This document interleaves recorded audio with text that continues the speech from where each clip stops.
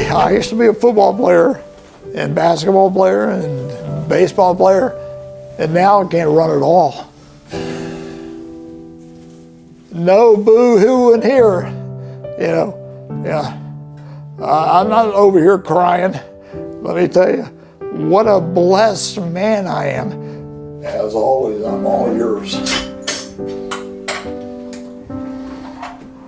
My situation, yes, I'm totally disabled, but look at what I do have. My name is Susan Hughes. I'm married to Bob Hughes. We've been married almost 44 years. Being a caregiver is an adjustment. If you allow yourself just to realize, yes, it's unfair, nobody likes it, but what's the best thing I can do here? What's the best way I can get through this? And, you know, stay married and stay helping. And, you know, it's a terrible situation, but make the best of it. I was 32 years old when I was first diagnosed with multiple sclerosis. I did not feel unlucky. When I see other people going through very difficult times, it opens my eyes to see how fortunate I am. So we got to look at what you do have, you know. I'm blessed. I ain't lucky, buddy, at all. I've got Susan, it's unbelievable. And then have friends like you, Jim, you know. Bob and I met when I was joining the SIGEP fraternity at Florida State University at the beginning of my junior year. He had a lot of the same interests I had. He was a good athlete. We did enjoy a beer or two together, and we became instant friends. And Bob, don't let anything I'm about to say go to your head, because I don't mean most of it, all right? The luckiest thing that ever happened to Bob Hughes' life was meeting Susan. That was true before he had MS, by the way. Bob got the better end of the bargain. He won the lottery. You know, some people get the short straw, that's Susan. But you know, Susan doesn't see it that way. Tell us about the first time you saw Bob Hughes. Well, we met through mutual friends and went to their house for dinner. I walked in and he was a tall, good-looking guy. He did have a very short haircut, and I remember asking my friend if he was in the Navy. And then Susan obviously fell in love with me right then. And I had to tell her, slow down, you know. I know I'm some rich and insurance agent, but slow down. He was outgoing and friendly and good-looking, but he was a Christian, and that was one of the main things I was looking for. What I love most about Susan is the fact that she's a Christian, period. You know, obviously she's pretty, she's a great cook, decorator, all that stuff. She's got all the female attributes that any man would want and everything. She sure loves you. Well, that's questionable at times, Jim. We dated really about 6 months, and we both realized that we didn't need to look any further. And we got engaged and were married by 9 months. When we first got married, our life was pretty traditional. We both were working full-time, you know, just enjoying each other. We had our church, we had our friends, a big circle of friends and good family that all lived here at the time. And, you know, life was great. But within a year, we found out that we could not have children. Well, you find out, okay, sorry, Bob, you're not going to be able to father children, which has nothing to do with MS, my disease. And that was major. And there's no doubt, especially Susan is the type of woman that she's I'm definitely going to have grandchildren, no doubt about it. And all of a sudden, boom, sorry, it ain't going to happen. That was a mourning time, let me tell you, to get through all that. I had to grieve it and accept it and work through some things, and I believed in adoption and always thought it was a wonderful thing for both sides. It's a win-win for everybody. And so within a couple years, we adopted our first child, a little boy. After that, we adopted a newborn baby girl. My granddaughter is wonderful. We love her, and it's a true blessing to Susan, because Susan has so many friends, and especially girlfriends, and they all have grandchildren, and we didn't have one, you know, and all of a sudden, here comes a grandbaby through my son.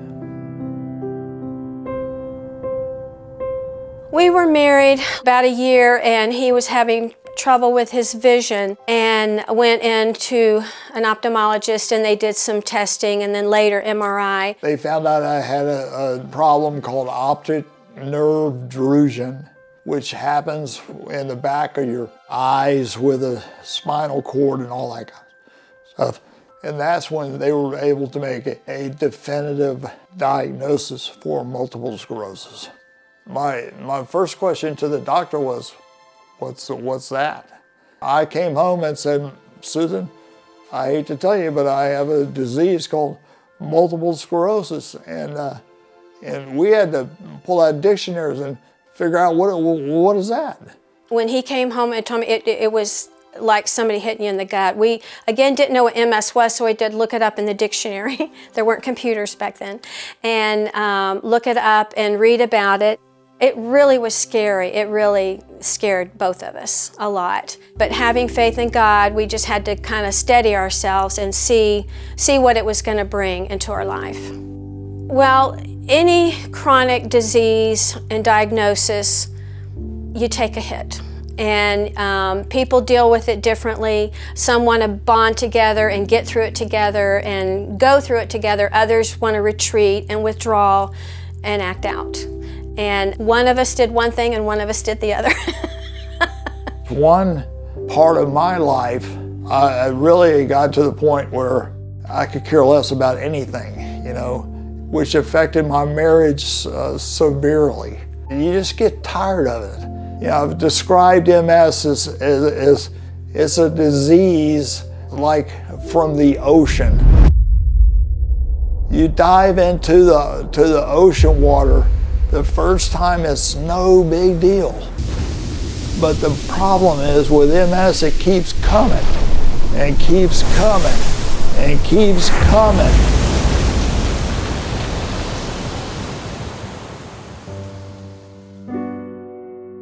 About 2009, he had to retire. He came home full-time in a power chair, and that was the beginning of the downhill escalation. In the early days, it wasn't too bad. It was a little bit here, a little bit there. As he got worse and now is completely disabled, like a quadriplegic, it's very taxing. Some days are okay and you commit to doing it, and other days you're worn out and tired of it and whatever. But it has tested probably every fiber of our marriage. Most people are not confronted with their vows, their wedding vows. But we definitely have been, and Susan definitely has. Also, when you learn about divorce rates and all that kind of stuff, when one spouse has serious problems, the other spouse takes off. That's just the way the world is today, you know. But Susan has not. Susan has just been incredible. No, I never thought of walking out, and the statistics are high. I know that, I've read them, and I can see why. I can. However, my choice was to stay committed and to do it God's way and not my way, and that's not always easy. You know, my belief with marriage is it's a covenant commitment and you go through things together. It can be tough, it can rock you, and there's all kinds of different problems, but you stay in it and you work through it. I personally did that by leaning into my faith, and I count on it. And again, it's a lot of sacrifice and dying to self, which nobody likes and it hurts. But if you make a commitment to serve your husband or your wife, and it becomes an act of obedience instead of a feeling. And then it just, your whole perspective changes and you show up differently. Again, not that you always feel this, but the commitment is, I'm going to do it whether I feel like it or not. And often feelings come after that. And to make this the best life he can have, make it the best life that for him, that he would be comfortable and enjoy what he's able to enjoy. And to be honest, put my things aside for a little while. For this season, this is what's needed. Yes, Frank says, honey, where's the chest hair? I said, honey, you can't grow hair on steel. What's the matter with you? Because You call me a Superman, yeah. Well, having a sense of humor right out of the gate is the way to go. We can find humor in a lot of things. I love it. And yeah, there's a lot of times that you can find humor in something or you're going to cry about it. And granted, we're facing a lot of serious things for sure, and I don't want to take away from that, but we laugh all the time. And sometimes the situation can take you down and into a dark place. And finding humor, having humor, it makes a big difference. And it's just good for you. It's just good. You're a better person when you can laugh at things, and yourself for that matter. You know, just the laughter and just the kidding. And I love to do that. They have been fun throughout, you know, because I've stayed in touch all these years, and they've made it work. They've dealt with it. And to those that think life is supposed to be easy, they are chasing a fantasy that somehow you can live without suffering. You don't seek it, you don't glorify suffering, you deal with it. Did you ever think of committing suicide? I did. I thought of committing suicide, you know. And part of that was I hated seeing what I was doing to Susan. You know, to me, she's such an incredible woman. Stay committed. You know, they're going to act out. They're going to be upset. If it's a brain disease, they're not going to think right sometimes. Hang in there. Don't be quick to bail. Life isn't fair. It isn't fair for all of us at times.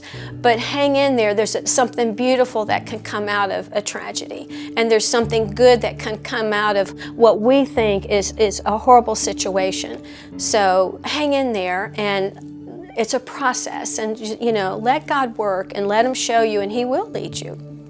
By no measure do you have an easy life. How do you feel? Are you glad you didn't have an easy life, or do you wish you did? Would I change it? Would I? Sometimes. I do want life to be easier and a little softer because ours is so unpredictable and hard. But I've learned so much. We've grown together even more. The biggest thing I didn't count on was what a witness it is for other people. And how they're seeing something maybe I don't see that day, but they're seeing something, and what a witness it is that, you know, God is doing. I want people to see me confined to my wheelchair, to go into a whatever room in my wheelchair, you know, and to say, thanks for having me. I'm an extremely blessed guy. And they go, yeah, right, Hughes. You look real blessed there, confined to your wheelchair. And then when I'm able to talk to them a little bit more, they'll say, definitely, Hughes, you definitely are very blessed.